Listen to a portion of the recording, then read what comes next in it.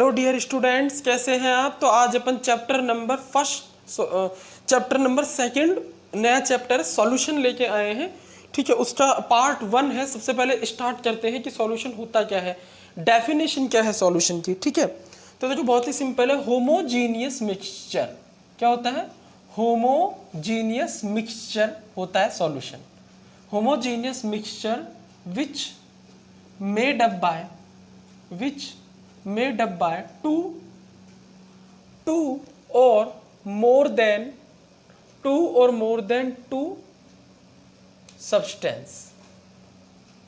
और ये सब्सटेंस कैसे होनी चाहिए?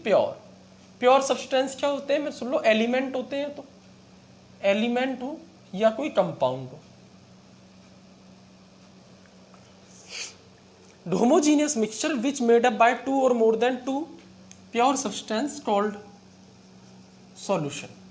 यानी जो सॉल्यूशन होता है वो होमोजीनियस मिक्सचर होता है। मतलब सॉल्यूशन एक प्योर कंपाउंड या प्योर एलिमेंट नहीं होता।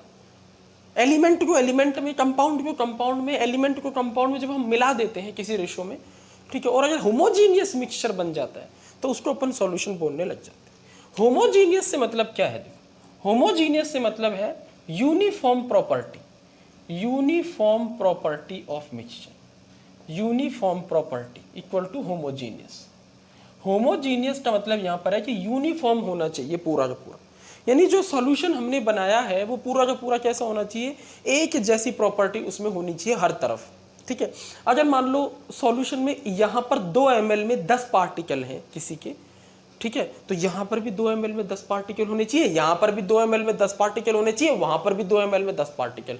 कहीं से भी मैं कोई सी भी प्रॉपर्टी देखूं, चाहे अमाउंट देखूं, चाहे मैं कलर देखूं, चाहे मैं स्मेल देखूं, चाहे मैं टेस्ट देखूं, चाहे मैं कोई रिएक्शन देखूं, कोई भी प्रॉपर्टी देखूं, वो एक जैसी होनी चाहिए चारों तरफ पूरे मिक्सचर के अंदर। उसे बोलते हैं होमोजेनस। एक और होता है मिक्सचर हेट्रोजीनस मिक्सचर। जैसे मिट्टी को पानी में डाल दो तो मिट्टी नीचे तैरेगी, उसमें नीचे बैठ जाएगी, और पानी ऊपर रहेगा, तो मिट्टी पूरे में नहीं है, तो दैट मीन्स हेट्रोजीनस मिक्सचर है। और होमोजीनियस मिक्सचर मतलब पूरे में। नमक को पानी में डाल करके सॉल्यूशन बना लिया तो वो पूरे में डिसॉल्व हो जाएगा। ठीक है, पूरे में कंप्लीट डिसॉल्व हो जाएगा, यूनिफॉर्म प्रॉपर्टी होगी इसकी, तो होमोजीनियस मिक्सचर, तो वो सॉल्यूशन की कैटेगरी में आता है। क्लियर है? नहीं बोलो यहाँ तक? ठीक है, तो ये होगी हमारी डेफिनेशन। ठीक है, अब अगर हम बात करें कि सॉल्यूशन के अंदर 2 कंपोनेंट होते हैं। सॉल्यूशन में कितने कंपोनेंट होते हैं? बेसिकली 2। ठीक है, ध्यान दो, 2 कंपोनेंट होते हैं। मैं लिख देता हूँ 2 कंपोनेंट। कितने कंपोनेंट? 2 कंपोनेंट। एक का नाम होता है सॉल्यूट, एक कंपोनेंट को बोलते हैं सॉल्यूट और दूसरे को बोलते हैं सॉल्वेंट। कहानी क्लियर? एक सॉल्यूट एक सॉल्वेंट। सॉल्यूट क्या होता है? द कंपोनेंट, ऐसा कंपोनेंट जो कम होता है। The component which present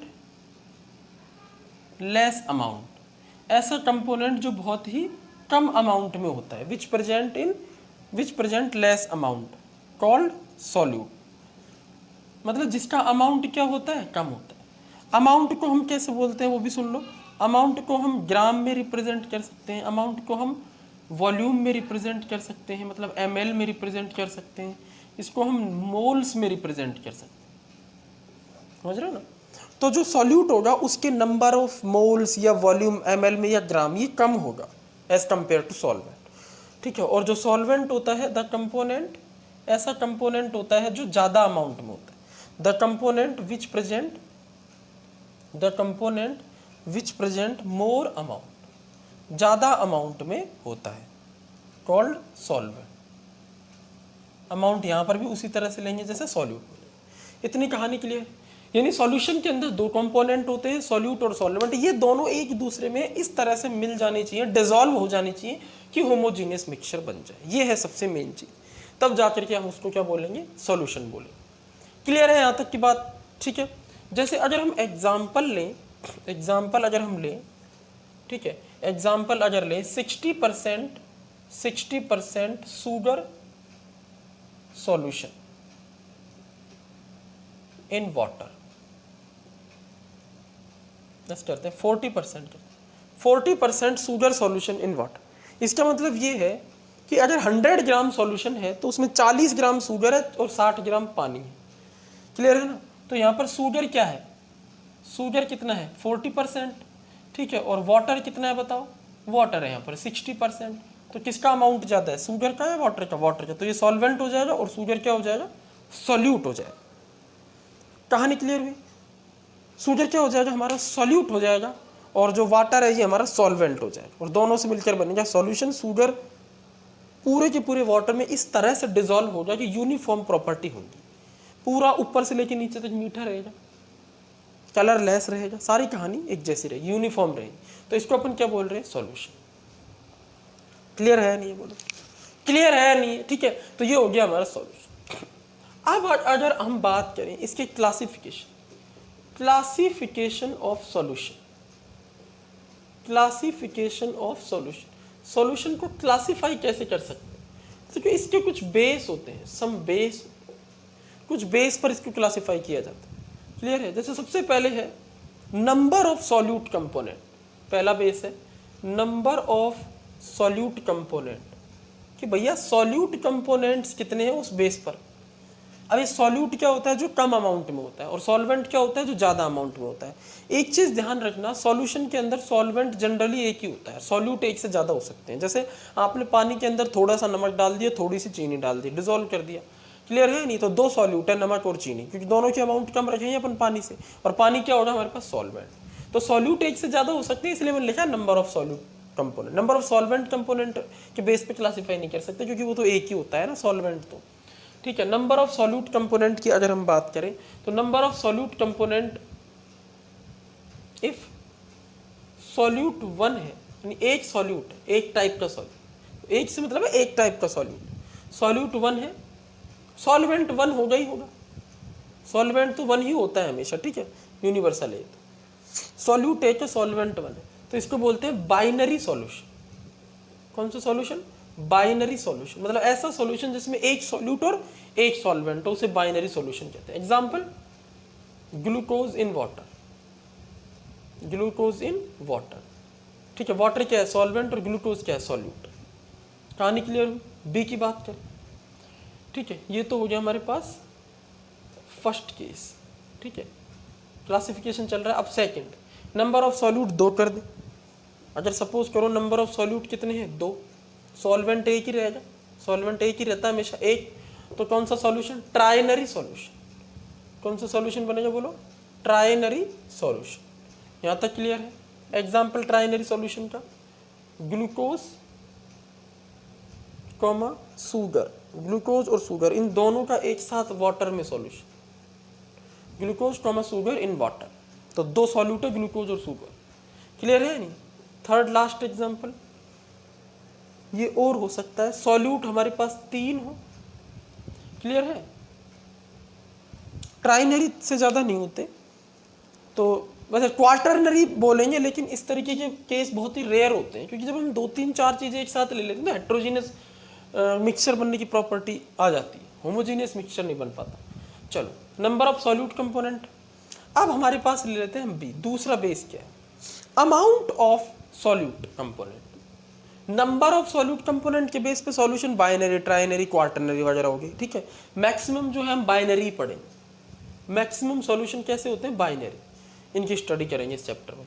second है amount of solute, amount of, भाई सॉल्यूट कितना घुला हुआ है, ज़्यादा है कम है, उस बेस पे सॉल्यूशन जो होते हैं वो दो तरीके के होते हैं, ठीक है। एक होता है हमारा डाइल्यूट सॉल्यूशन, एक कौन सा सॉल्यूशन होता है, बोलो, डाइल्यूट सॉल्यूशन। डाइल्यूट सॉल्यूशन में हम अपन को क्या ध्यान रखना, the amount of solute is very very very less as compare to amount of solvent, ये नेग्लिजिबल के बराबर, बहुत ही कम होता है। जैसे हम ऐसे कहेंगे, अगर 1000 लीटर पानी है तो उसमें मात्र 10 मिलीलीटर, 1000 लीटर पानी में 10 मिलीलीटर सॉल्यूट होगा, तो वो कितना अमाउंट है, बहुत कम अमाउंट है, उसे 1000 के आगे, तो बहुत ही नेग्लिजिबल है। तो डाइल्यूट सॉल्यूशन बनेगा, समझ में आ रही है ना, पतला पतला सा। तो डाइल्यूट सॉल्यूशन क्या होता है, amount of solute, amount of solute is very very less, बहुत ही कम होता है, किसके कंपैरिजन में, अमाउंट ऑफ सॉल्ट, ठीक है। और दूसरा क्या होता है, गाढ़ा गाढ़ा solution, concentrated, concentrated solution, concentrated, इसमें उल्टा लिख लो, इसमें क्या होता है, अमाउंट ऑफ सॉल्यूट बहुत ज्यादा होता है as compare to amount of salt, concentrated amount of solute से मतलब ये है कि यहाँ तो अमाउंट ऑफ सॉल्यूट बहुत ही कम है और यहाँ अमाउंट ऑफ सॉल्यूट सॉल्वेंट से तो ज़्यादा नहीं हो सकता, समझो सॉल्वेंट तो ज़्यादा होगा ही हमेशा। सॉल्यूशन में दो कंपोनेंट है, सॉल्यूट और सॉल्वेंट, क्लियर है नहीं। तो यहाँ पर क्या होता है, कॉन्सेंट्रेट डाइल्यूट सॉल्यूशन में तो सॉल्वेंट ज़्यादा होता है, क्लियर है ना, सॉल्यूट के कंपैरिजन में। कंसंट्रेटेड में भी सॉल्वेंट ही ज़्यादा होगा, समझो, लेकिन सॉल्यूट डाइल्यूट से ज़्यादा होता है, डाइल्यूट के कंपैरिजन में यहाँ सॉल्यूट ज़्यादा होता है, तो उसको अपन क्या बोलते हैं, concentrated solution, concentrated solution, clear है। सॉल्यूट ज़्यादा होता है तो उसे अपन क्या बोलते हैं, कॉन्सेंट्रेटेड सॉल्यूशन, क्लियर है या नहीं है, बोलो क्लियर है। अरे यार जैसे फॉर एग्जांपल हम कहें कि 40% चीनी का सॉल्यूशन पानी में और कहें 1% चीनी का सॉल्यूशन पानी में, तो दोनों ही केस में चीनी कम है, यानी क्योंकि वो सॉल्यूट है ना, समझो दोनों ही केस में चीनी कम है। 40% चीनी पानी में है तो 60% पानी है, अभी भी पानी ज़्यादा, और 1% चीनी है तो 99% पानी है, तो पानी ज़्यादा ही रहेगा क्योंकि वो सॉल्वेंट है। लेकिन दोनों केस को कंपेयर करो तो चीनी किस केस में ज़्यादा है, पहले वाले केस में, यानी वो गाढ़ा है, चीनी ज़्यादा है उसमें, तो दैट मीन्स वो कॉन्सेंट्रेटेड सॉल्यूशन है, और दूसरे वाले केस में बहुत ही डाइल्यूट सॉल्यूशन है। कहानी एकदम क्लियर हो जानी चाहिए, क्लियर है या नहीं है, बोलो ठीक है। अब अपन बात करते हैं थर्ड इसका क्लासिफिकेशन जो बहुत ही इंपॉर्टेंट, और वो हमारा है physical state of solute and solvent. अभी तक तो हम सॉल्यूट के बेस पे ही क्लासिफाई कर रहे थे सारी चीज़ों, सॉल्यूशन को किस बेस पे क्लासिफाई कर रहे थे, सॉल्यूट के बेस पे। अब हम क्लासिफाई करेंगे physical state of solute and solvent. Solute और सॉल्वेंट की जो फिजिकल स्टेट होती है उस बेस पर सॉल्यूशन को क्लासिफाई करते हैं अपन 9 कैटेगरीज में। कितनी कैटेगरीज में क्लासिफाई कर देते हैं अपन, 9 कैटेगरीज में क्लासिफाई कर देते हैं, क्लियर है, ठीक है। तो एक एक को अपन अच्छे से पढ़ेंगे। तो अब जो सी है हमारे पास वो है फिजिकल स्टेट। सी क्या है, physical state of solute and solvent. Physical state of solute and solvent. Solute और सॉल्वेंट जो है उनकी फिजिकल स्टेट जो है उस बेस पर। सॉल्यूशन भैया 9 टाइप के होते हैं। अब देखो कैसे इसको डिवाइड किया, जरा ध्यान से समझना। एक चीज मैं यहाँ पे लिख देता हूँ, बहुत ही इंपॉर्टेंट है। सॉल्यूशन की फिजिकल स्टेट सॉलिड होगी, लिक्विड होगी या गैस होगी, ये सॉल्यूट की फिजिकल स्टेट से डिसाइड नहीं होता, सॉल्वेंट की फिजिकल स्टेट से डिसाइड होता। सॉल्वेंट की जो फिजिकल स्टेट होती है, समझना, सॉल्वेंट की जो फिजिकल स्टेट होती है वो सॉल्यूशन की फिजिकल स्टेट डिसाइड कर देती है, क्योंकि सॉल्वेंट ज़्यादा होता है ना अमाउंट में। तो मैं लिख देता हूँ the physical state of solvent decide the physical state of solution. Solution solid बनेगा, ठीक है, लिक्विड बनेगा या गैस बनेगा। भाई फिजिकल स्टेट सॉल्यूशन की 3 ही तरीके की तो हो सकती है, या तो सॉल्यूशन सॉलिड हो, या सॉल्यूशन लिक्विड हो, या सॉल्यूशन गैस हो। हम सॉल्यूशन को लिक्विड ही मानते हैं आज तक, ऐसा थोड़ी होता है, गैस भी होता है सॉल्यूशन, सॉलिड भी होता है, आज बताऊंगा कैसे। तो सॉल्यूशन चाहे सॉलिड हो, चाहे लिक्विड हो, चाहे गैस हो, डिसाइड किसने किया सॉल्यूशन सॉलिड है, सॉल्वेंट। अगर किसी सॉल्यूशन को बनाने वाला सॉल्वेंट लिक्विड है ना तो सॉल्यूशन भी लिक्विड होगा। अगर सॉल्यूशन को बनाने वाला सॉल्वेंट सॉलिड है तो सॉल्यूशन भी सॉलिड होगा, और अगर सॉल्यूशन को बनाने वाला सॉल्वेंट गैस है तो सॉल्यूशन भी गैस, क्योंकि वो ज़्यादा अमाउंट में, भैया जो ज़्यादा अमाउंट में उसकी फिजिकल स्टेट से सॉल्यूशन की फिजिकल स्टेट डिसाइड होती है। क्लियर है या नहीं है, बोलो ठीक है। तो ये बहुत ही इंपॉर्टेंट लाइन है। अच्छा एक क्वेश्चन ये आता है कि मान लो दोनों की सॉल्यूट, और कोई ऐसा सॉल्यूशन हो सकता है जिसमें दोनों की अमाउंट बराबर हो, जितना सॉल्यूट लिया है उतना ही सॉल्वेंट लिया है, तो फिर सॉल्यूशन की फिजिकल स्टेट कौन डिसाइड करेगा। तो फिर हम जब उन दोनों को घोलेंगे ना, समझना ध्यान से, सॉल्यूट को जब सॉल्वेंट में हम डाल के सॉल्यूशन बनाएंगे, क्लियर है, तो सॉल्यूशन किसकी फिजिकल स्टेट ले रहा है उसका वो बन जाएगा दोनों की अगर अमाउंट से। क्लियर है नहीं, बोलो क्लियर है नहीं, ठीक है। तो ये सारी चीजें ध्यान रखनी। अब जरा देखो, मैं इधर डाल देता हूं आपका सॉल्यूट की फिजिकल स्टेट, इधर आ जाएगी सॉल्वेंट की फिजिकल स्टेट, तो इधर आ जाएगी सॉल्यूशन की फिजिकल स्टेट, समझ में आ गई, और इधर आएंगे उसके एग्जाम्पल, ठीक है। यहां सीरियल नंबर डाल लेते, चलो। तो फर्स्ट सॉल्यूट की फिजिक्स। सबसे पहले अपन देख रहे हैं सॉलिड सॉल्यूशन। सबसे पहले कौन सा सॉल्यूशन देखते हैं अपन? सॉलिड। सॉल्यूशन कैसे है? सॉलिड। ठीक है, मैं लिख देता हूँ सॉलिड सॉल्यूशन। सॉलिड सॉल्यूशन कितने टाइप के होंगे? सोचो, थोड़ा सा दिमाग लगाने वाली बात है। सॉलिड सॉल्यूशन 3 टाइप के होंगे। सॉलिड सॉल्यूशन कितने टाइप के होंगे बोलो? 3 टाइप के। ठीक है, कौन कौन से? सबसे पहला सॉल्यूशन कौन सा होगा? सॉलिड। 2 3 टाइप के होंगे। ठीक है, पहला सॉलिड सॉल्यूट हो और सॉल्वेंट सॉलिड ही रहे। भाई अगर सॉल्यूशन सॉलिड है तो सॉल्वेंट सॉलिड ही रहेगा तीनों केस में। तीनों केस में जो सॉल्वेंट रहेगा वो सॉलिड ही तो रहेगा, क्योंकि सॉल्वेंट की फिजिकल स्टेट से ही तो सॉल्यूशन की फिजिकल स्टेट आई है सॉलिड। समझो कहानी। ठीक है, तो सॉल्वेंट सॉलिड है तो सॉल्यूशन सॉलिड बने। तो 3 केस ऐसे हैं जिसमें सॉल्वेंट सॉलिड है, लेकिन सॉल्यूट फिक्स नहीं है। सॉल्यूट सॉलिड भी हो सकता है, सॉल्यूट लिक्विड भी हो सकता है और सॉल्यूट गैस भी हो सकता है। यानी सॉलिड को सॉलिड में मिलाया तो भी सॉलिड सॉल्यूशन, लिक्विड को सॉलिड में मिलाया तो भी सॉलिड सॉल्यूशन, गैस को सॉलिड में मिलाया तो भी सॉलिड सॉल्यूशन। क्लियर हो रहा है या नहीं हो रहा बुरा? ठीक है, इसके बाद अपन 9 टाइप के सॉल्यूशन बना रहे हैं। क्लियर है? देखो यहाँ पर अपन इस तरह से लाइनिंग खींच देते हैं। सॉलिड सॉल्यूशन की बात करें, ये भी सॉलिड सॉल्यूशन है और ये भी सॉलिड सॉल्यूशन। ठीक है, अब बात करते हैं अपन बाकी के 3 की। बाकी के 3 की बात कैसे करेंगे? Liquid solution, liquid solution. ठीक है, लिक्विड सॉल्यूशन और लिक्विड सॉल्यूशन। क्लियर है या नहीं? तो लिक्विड सॉल्यूशन कब बनेंगे? 3 तरीके के लिक्विड सॉल्यूशन बन गए। लिक्विड सॉल्यूशन बनेंगे जब सॉल्वेंट हमारा लिक्विड होगा। सॉल्वेंट क्या होगा? लिक्विड होगा, क्योंकि ज़्यादा अमाउंट में होता है।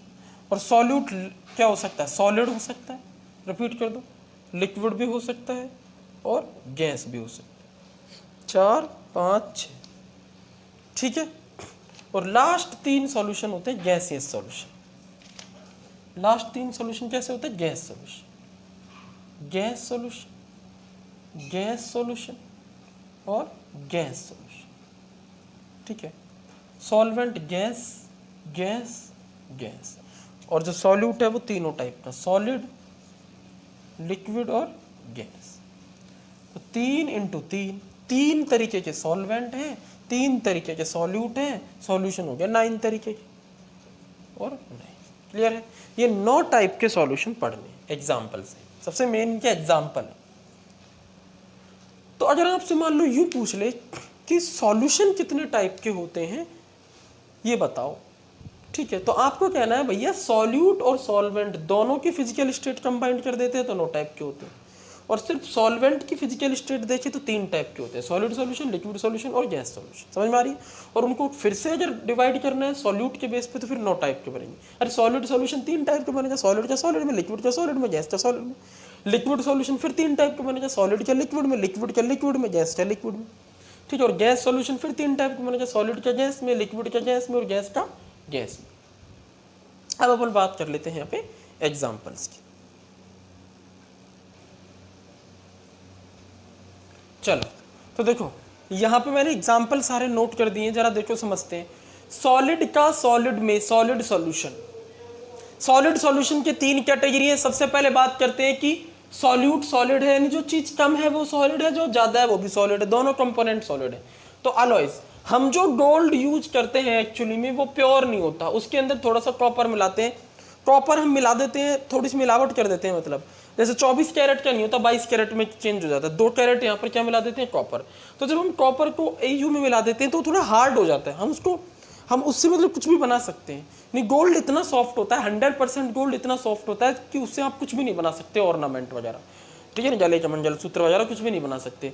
तो थोड़ा सा हार्ड करना पड़ता है, उसके लिए उसमें कॉपर मिला देते हैं। तो कॉपर को हम होमोजीनियस तरीके से मिलाते हैं, एकदम लगेगा भी नहीं कि आपको कॉपर मिलाया हुआ है उसमें, क्योंकि एकदम यूनिफॉर्म होगा पूरा पूरा। तो कॉपर को गोल्ड में, ये भी सॉलिड ये भी सॉलिड, तो ये सॉल्यूशन बन गया। सेकंड, जिंक को कॉपर में मिलाते हैं, ब्रास, पीतल के बर्तन देखे ना, वो सॉल्यूशन होता है जिंक का कॉपर में, दोनों सॉलिड है। सेकंड है लिक्विड का सॉलिड में, एक कंपोनेंट लिक्विड है जो कम है और जो ज्यादा है वो सॉलिड है, सॉलिड सॉल्यूशन बन रहा है। मर्क्यूरी लिक्विड होता है, लिक्विड मेटल होता है, इसको कॉपर में मिला दो।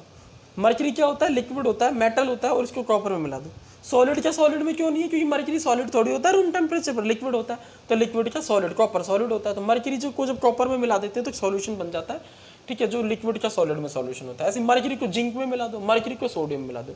तो मर्क्यूरी को जब आप किसी भी मेटल के साथ मिलाते हो, चाहे जिंक हो, चाहे सोडियम हो, चाहे कॉपर हो, तो इसको अमेल्गम सॉल्यूशन बोलते हैं। क्या बोलते हैं इसको? बोलो, अमेल्गम सॉल्यूशन। ये कॉपर अमेल्गम है, ये जिंक अमेल्गम है, ये सोडियम अमेल्गम है। सोडियम अमेल्गम का मतलब सोडियम के साथ मर्क्यूरी है, जिंक अमेल्गम का मतलब जिंक के साथ मर्क्यूरी है, कॉपर अमेल्गम का मतलब कॉपर के साथ मर्क्यूरी है। क्लियर हुआ? 3 टाइप के सॉल्यूशन क्लियर हो गए। अच्छा, दो टाइप के हो गए। तीसरा है गैस का सॉलिड में। 3 सॉलिड सॉल्यूशन पढ़ा रहा हूँ। तीसरा है गैस का सॉलिड में, ठीक है। हाइड्रोजन गैस जो होती है वो पैलेडियम मेटल पर एडजॉर्ब हो जाती है, पैलेडियम मेटल पर हाइड्रोजन गैस, ठीक है। ये रिडक्शन में काम आती है। अगर आपने एल्कीन पढ़ा हो तो एल्कीन को रिड्यूस करती है एल्केन में। हाइड्रोजन सी की रिएक्शन चलाते हैं पैलेडियम मेटल पर, तो एल्कीन एल्केन में कन्वर्ट होती है, ईथीन से एथेन बनता है। ऐसे हाइड्रोजन गैस निकल मेटल पर होती है। तो निकल क्या है यहाँ पर? सॉलिड। और हाइड्रोजन क्या है? गैस। तो गैस का लिक्विड में, गैस यहाँ पर कम है और मेटल बहुत ज़्यादा है, ठीक है, सॉल्वेंट है। अब बात करते हैं 3 लिक्विड सॉल्यूशंस की, बहुत ही ईजी है। सॉलिड क्या लिक्विड में? सॉलिड क्या लिक्विड में? नमक का पानी में, चीनी का पानी में, ग्लूकोज का पानी में। नेक्स्ट, लिक्विड क्या लिक्विड में? 2 ऐसे लिक्विड जो कंप्लीटली एक दूसरे में डिसॉल्व हो जाए, बस उनका सॉल्यूशन। जैसे एथेनॉल पानी में कंप्लीट डिसॉल्व होता है, चाहे पानी में एथेनॉल मिलाओ, चाहे एथेनॉल में पानी। हाइड्रोजन बॉन्ड बना लेता है एथेनॉल के मॉलिक्यूल पानी के साथ, ठीक है, इसलिए डिसॉल्व हो जाता है। गैस का लिक्विड में, गैस का लिक्विड में जैसे सोडा वाटर, सोडा वाटर आप पीते हो ना, उसमें गैस निकलती है, वो कम होती है। 10 रुपये क्यों दे के आते हैं दुकानदार को? पानी के या फिर उस झाग के? कौन सी चीज़ ज़्यादा होती है सोडा वाटर में? गैस ज़्यादा होती है, लिक्विड ज़्यादा होता है? लिक्विड ज़्यादा होता है। हमें लिक्विड पीना है, गैस पीनी है? हमें तो लिक्विड पीना है ना, तो गैस भी होती है बट उसमें लेकिन कम होती है, तो पूरा एक होमोजीनियस मिक्सचर होता है। तो सोडा वाटर हो गया। अमोनिएटेड वाटर, पानी के अंदर अमोनिया गैस मिला दो तो भी बन जाएगा। डिजॉल्व्ड ऑक्सीजन, देखो मछली जल की रानी है, जीवन इसका पानी है। ये कहानी इसलिए बनी है क्योंकि पानी के अंदर डिजॉल्व ऑक्सीजन है। पानी के अंदर अगर डिजॉल्व ऑक्सीजन नहीं होना तो मछली जल की रानी नहीं रहेगी, क्योंकि मछली को भी क्या चाहिए? ऑक्सीजन चाहिए ना, वो भी रेस्पिरेशन करती है। तो वो ऑक्सीजन कहाँ से लेती है? हमारे जैसे लोग कहाँ से लेते हैं? सीधा एटमॉस्फेयर से। हम पानी के अंदर से नहीं ले सकते। किसी इंसान को अगर तुम पानी में डुबो दोगे तो ऑक्सीजन तो नहीं लेगा, पानी उसके अंदर जरूर चला जाएगा, उसकी डेथ हो जाएगी। क्लियर है नहीं? हम एटमॉस्फेयर से ऑक्सीजन डायरेक्ट लेते हैं, ठीक है। वो फिल्टर करके लेती है, पानी के अंदर से फिल्टर करती है ऑक्सीजन को अपने गिल्स के थ्रू और फिर अंदर भर लेती है, फिर पानी को धकेल देती है और ऑक्सीजन अंदर रह जाती है। H2O की O नहीं लेती वो, तो केमिकल रिएक्शन से टूटेगी ऑक्सीजन। वो सिर्फ पानी के अंदर, समझना, पानी के मॉलिक्यूल के साथ ही ऑक्सीजन के मॉलिक्यूल जुड़े रहते हैं, इसे बोलते हैं DO, डिसॉल्व्ड ऑक्सीजन। पानी के साथ घुली हुई, इसको काम में लेती है, इसलिए मछली जल की रानी है। तो तुम सिर्फ उसको डिस्टिल वाटर दे दो, पानी, उसको सिर्फ डिस्टिल वाटर दो। डिस्टिल वाटर क्या होता है? जिसमें ऑक्सीजन नहीं होती। डबल डिस्टिल वाटर में तो बिल्कुल नहीं होती, तो फिर वो मर जाएगी क्योंकि ऑक्सीजन उसमें नहीं रहेगी। क्लियर है नहीं है? तो हम जो पानी पीते हैं वो क्या होता है? DO, डिसॉल्व्ड ऑक्सीजन होती है उसमें। तो ऑक्सीजन गैस है, पानी लिक्विड है, तो गैस पानी में घुला, लिक्विड में घुली हुई है, तो गैस का लिक्विड में बन गया, ठीक है। अगले 3 है गैसियस सॉल्यूशन।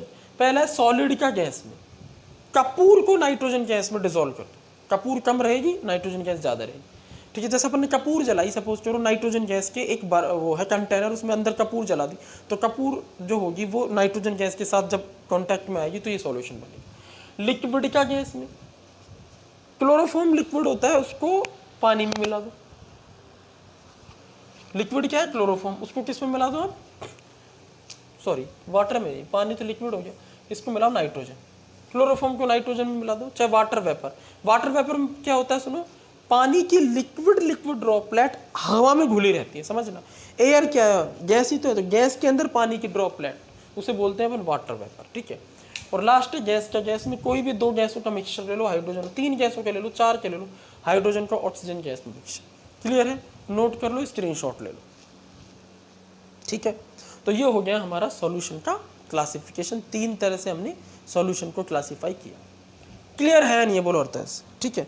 तो अब अपन बात कर लेते हैं नेक्स्ट बहुत ही इंपॉर्टेंट टॉपिक, और वो है कॉन्सेंट्रेशन टर्म्स के बारे में।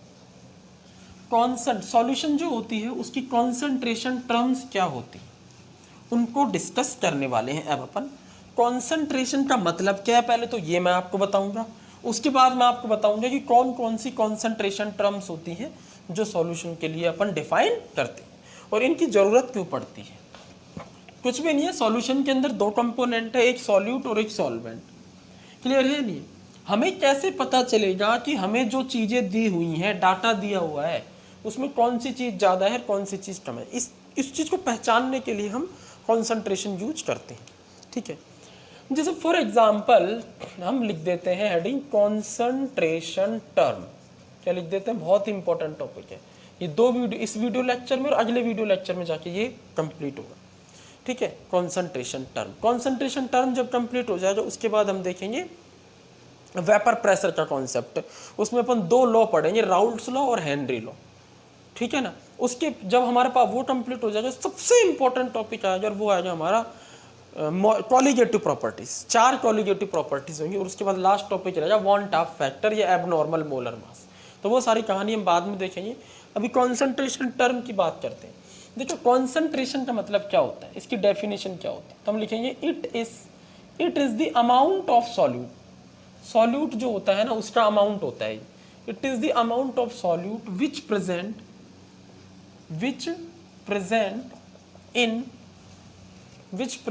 in particular amount, which present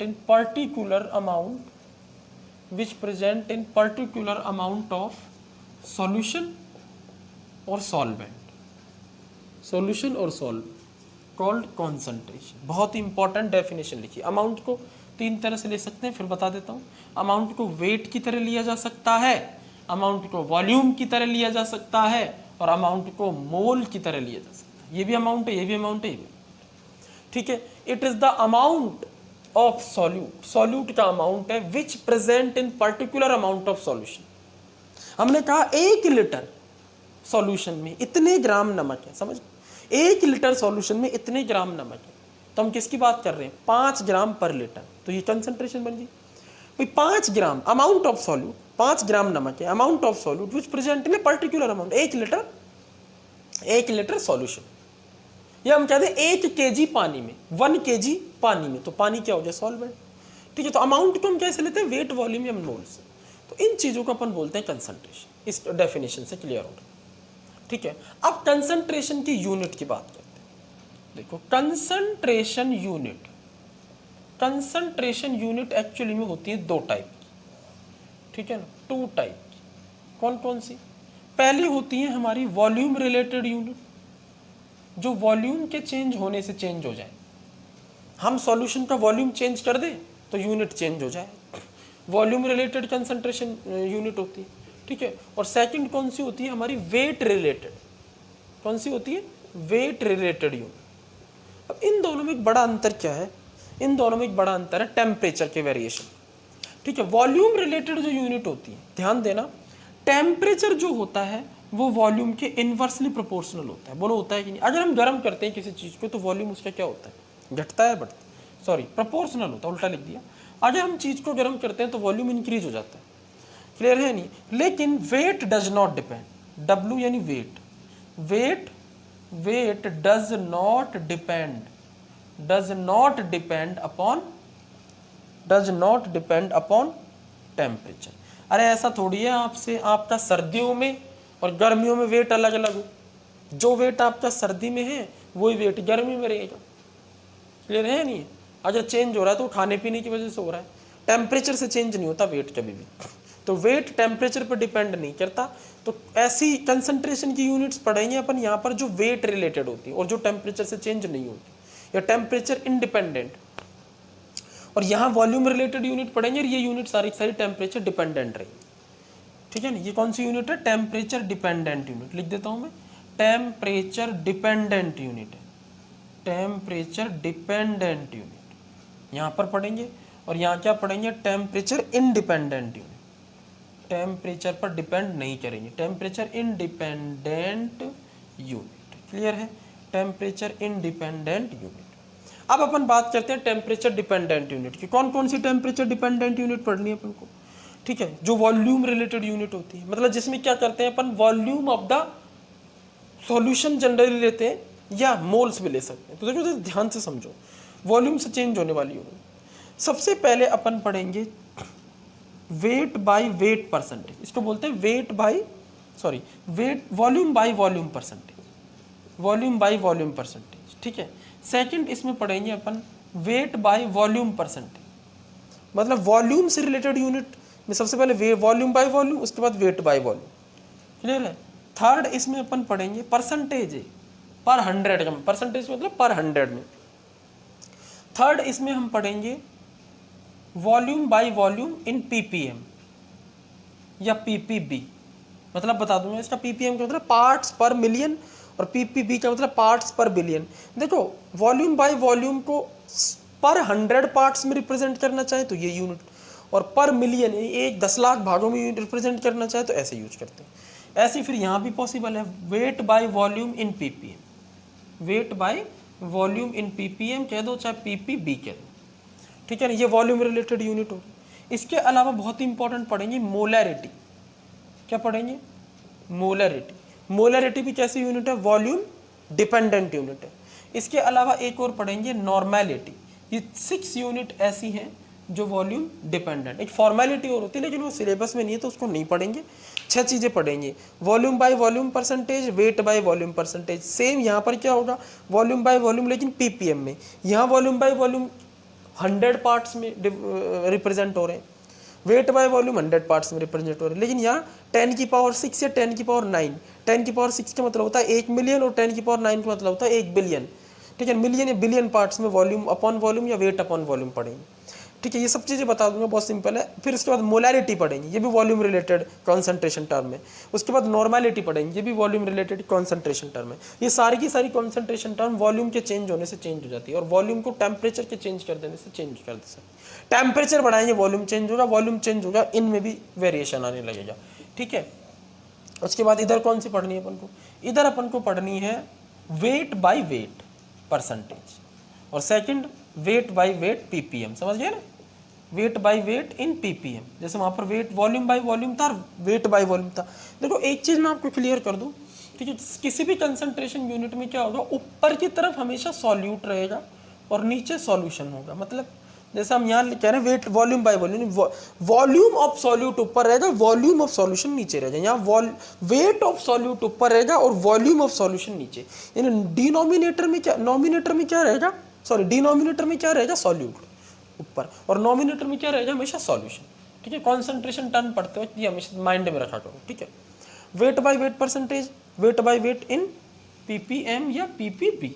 समझ गए मुझे क्या लिखना चाह रहा हूँ भाई? यहाँ दोनों देखो वेट आ गया ना सॉल्यूशन का, वेट ही सॉल्यूट का और वेट ही सॉल्यूशन का लेंगे, ठीक है। पर 100 पार्ट्स में रिप्रेजेंट करना हो तो ये, और मिलियन या बिलियन में रिप्रेजेंट करना हो तो ये, ठीक है। इसके बाद हम ले लेंगे थर्ड लेंगे मोलैलिटी। क्या लेंगे? मोलैलिटी, ठीक है। ये ऐसी यूनिट है जिसमें नीचे सॉल्वेंट का वेट लिया जाता है।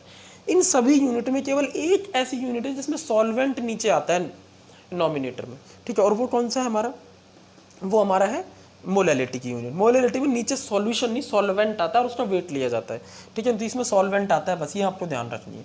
वेट बाय वेट पीपीएम में परसेंटेज में एक होगी यहाँ पे मोलैलिटी, और एक लास्ट है मोल फ्रैक्शन। ये भी टेम्परेचर इंडिपेंडेंट है, मोल फ्रैक्शन, ठीक है। ये आप नोट कर लो पहले। ये हो गई हमारी कंसंट्रेशन यूनिट, पहली जो वॉल्यूम रिलेटेड यूनिट है और दूसरी जो वेट रिलेटेड यूनिट है। पहली जो वॉल्यूम रिलेटेड है और दूसरी जो वेट रिलेटेड है। क्लियर है?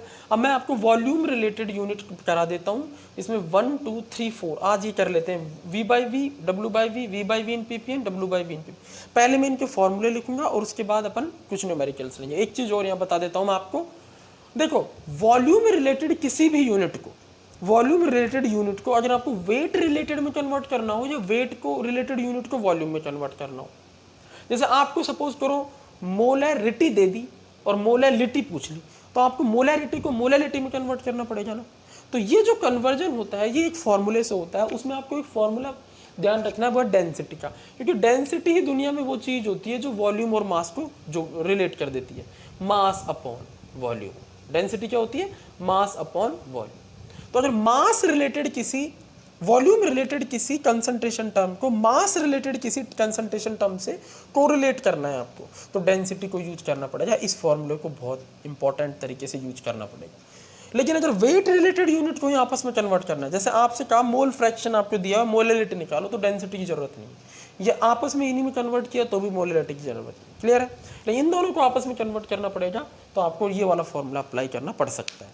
कैसे करेंगे मैं आपको आगे बताऊंगा, ठीक है, जब अपन यूनिट पढ़ेंगे। नोट कर लिया?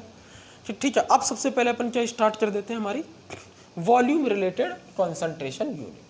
तो हेडिंग लगा लो, volume related concentration unit, concentration unit which related to our volume और volume of the solution, concentration units which related to volume of the solution. Clear है? टेम्परेचर चेंज करोगे वॉल्यूम चेंज हो जाएगा, वॉल्यूम की कहानी change हो जाएगी। ठीक है, तो सबसे पहले हम बात करते हैं volume related concentration unit, volume related concentration unit. अब इसमें सबसे पहले अपन क्या बात करते हैं, इसमें हम बात करते हैं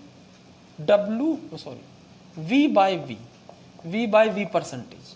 ठीक है, देखो बहुत सिंपल है, पहली है V बाई वी परसेंटेज। इसका सिंपल सा फॉर्मूला है volume of solute upon volume of solution, volume of solute upon volume of solution into 100। Simple सा फॉर्मूला है। ठीक है, volume of solute upon volume of solution into 100। Clear है? Clear है नहीं? ठीक है, जैसे एग्जांपल में भी बता देता हूँ आपको। सपोज करो आपसे कहता है 5 ml ethanol present in 95 ml water. 5 ml ethanol 95 ml पानी में घुला होगा। Then find V by V percent. तो V बाई वी परसेंट किसका निकालना है? इथेनॉल का। तो कैसे निकालेंगे?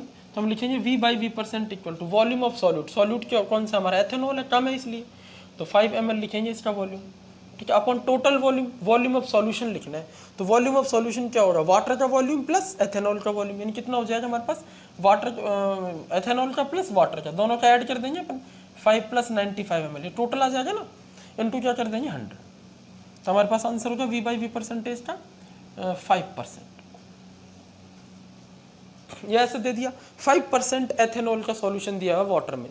तो इसका क्या मतलब है? 5 ml एथेनॉल 100 ml सॉल्यूशन में घुला है, चाहे ऐसे तो 5 ml एथेनॉल 95 ml पानी में घुला है, तो टोटल वॉल्यूम 100 ml बन गया टोटल वॉल्यूम। तो इस तरह से दिया जा सकता है क्वेश्चन, बहुत सीधा सा। क्लियर है नहीं? अरे 100 ml हो गया ना, टोटल 100 ml सॉल्यूशन में कितना ml एथेनॉल है? 5 ml है। ठीक है, अच्छा सेकंड जो है हमारा बहुत ही सिंपल, वो है हमारा W बाई वी परसेंटेज। ठीक है, इसमें क्या करते हैं अपन, ऊपर लेते हैं वेट ऑफ सॉल्यूट, ऊपर लेते हैं वेट ऑफ सॉल्यूट, जो सॉल्यूट दिया हुआ है उसका वेट ऑफ सॉल्यूट अपन नीचे लेते हैं वॉल्यूम ऑफ सॉल्यूशन, नीचे क्या लेते हैं? वॉल्यूम ऑफ सॉल्यूशन, और इनटू कर देते हैं 100 से मल्टीप्लाई। ठीक है, क्लियर है नहीं? जैसे एग्जांपल आपको दे दे 5 ग्राम NaCl, कितना? 5 ग्राम NaCl present in 195 ml water.